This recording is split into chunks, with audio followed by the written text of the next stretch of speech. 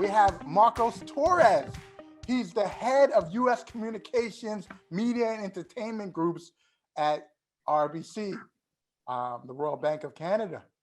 And me and Marcos are tight. I mean, we have gone on vacations together with the wives to New Orleans. He has hosted my family in Miami. This is my brother here. But I mean, the man is a family man. He's a hardcore businessman that has been in investment banking for 20 years, where people burn out in 2. And I just love having you here, Marcos. And also the fact is that you think big and you follow through on your promises, but your humility exceeds your great ability. And the fact that you're on 3 national non-for-profit boards on top of all that you're doing, it's amazing. And I really respect you as a family man as well. Marcos Torres, you are a modern revenue leader and you have our attention. Thank you, sir. Thank you, Kelvin. Thank you, Lauren. Calvin, how the hell do I follow that introduction? How do I do that?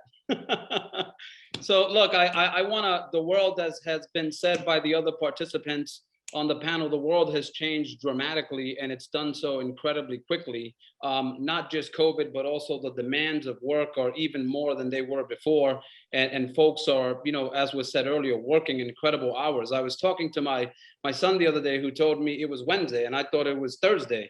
And then we started saying it's Blur's Day because it's all a blur, right? Like Blur's Day. So it's like Saturday I was working. I got up one morning and was doing some work and my wife told me that it was Saturday. I thought it was Friday. And so just the comments that were made earlier, I think people have been incredibly critical in this time of working from home in terms of just like the togetherness, the humanity of you connecting with people. I've gotten to know more of my employees during this year of COVID than I ever did before. And it wasn't that I wasn't interacting with them socially before, but it's that I went out of my way to make sure that I knew what they were up to, because there were colleagues colleagues' parent who died of COVID, folks who were, had distant relatives who died of COVID. And so I wanted to really dig in and understand that and be a leader for them. And so that was that direct and open communication. And more importantly, as was said earlier, the listening skill, right? This is all, a lot of this stuff that we're practicing now from a leadership perspective during COVID is stuff that our kindergarten teachers tried to teach us, right? They're very basic things that you're going back to, very like long-lasting principles that survive any pandemic or any turbulence. And so the training and development has been a huge component of this, spending time really getting to know my employees, in that process really studying where they could be better and where they want to be better, and matching that up and doing some virtual training for them. In our business, in the investment banking business, they always talk about KYC, know your customer, right? Before you do a deal. It's a big compliance term in my industry. And so I like KYC. I call it know your clients and know your colleagues. And the colleague part is incredibly important. The know your colleagues is super, super important. Have an open mind always, as was said earlier. There are a lot of, I am shocked. I have about 100 full-time folks that started in June who have not seen an office.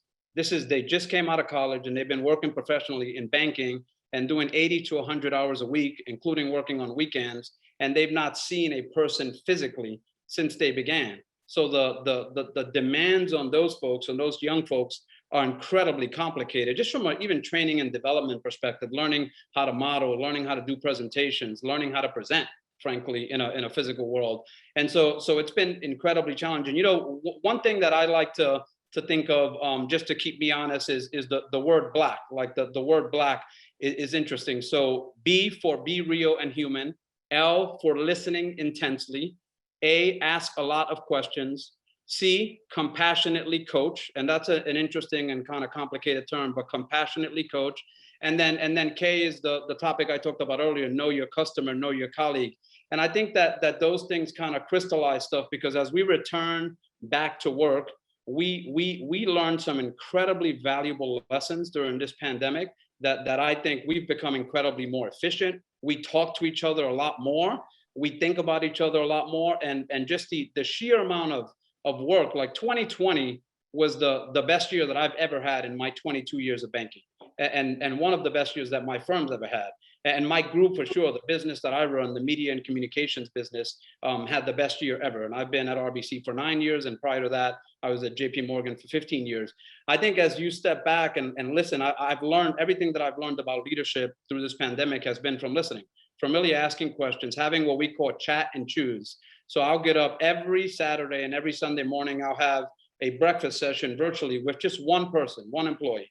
And we'll do that for 30 minutes. And we'll talk about stuff that, to this day surprises me, because it's stuff that I just did not know about people, which is, it's interesting in its own right, but it's really cool to get to know somebody that intensely. And so the chat and choose have been incredibly helpful. The thinking about embracing technology in when we come back to work, right? So not forgetting about the way technology helped us get through this, but also not over, getting the Zoom fatigue, as Lauren calls it, and going back to that scenario. So is work ever going to be the same? Of course not. We're probably going to be working from home a couple of days a week.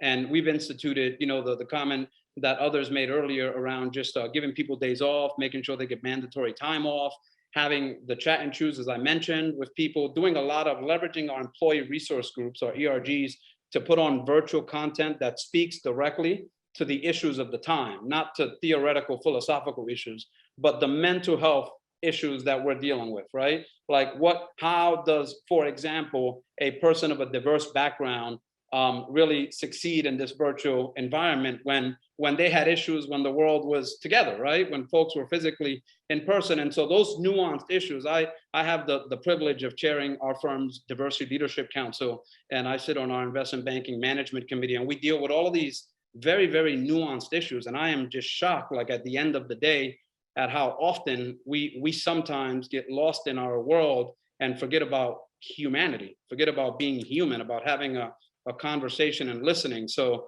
again, to me, it's all back to basics. It's all back to what Miss Acosta, my kindergarten teacher, taught me around being nice, right? Doing the right things, listening, asking questions, not interrupting people instead of an email, call people. So back to basics. Thank you. Thank you for having me.